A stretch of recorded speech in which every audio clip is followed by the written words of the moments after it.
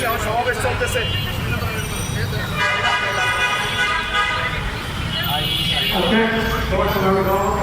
পরে আপনার সাথে কথা বলছি, সমাবেশ শেষ করে দিয়ে আগে।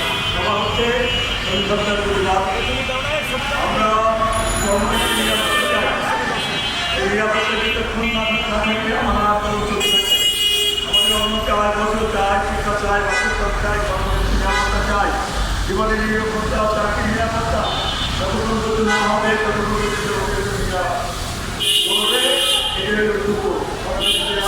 ওদের ভূমিকা অতীত থেকে আমাদের দেশের এই যে অত্যাচার হত্যা নির্যাতনের মধ্যে হয়ে আসছে, আগামী আমাদেরকে উল্লেখ করতে হবে যতক্ষণ পর্যন্ত না আমাদের মানুষের নিরাপত্তা, জীবনের নিরাপত্তা, তাকে নিশ্চয়তা অধিকার প্রতি অধিকার মানে হল অন্য বস্ত্র পাকিস্তান শিক্ষা চিকিৎসায় সমস্ত পাকিস্তান শিক্ষা চিকিৎসার আমাদের দেশের ভূমিকা অগ্রণী ভূমিকা পালন করবে।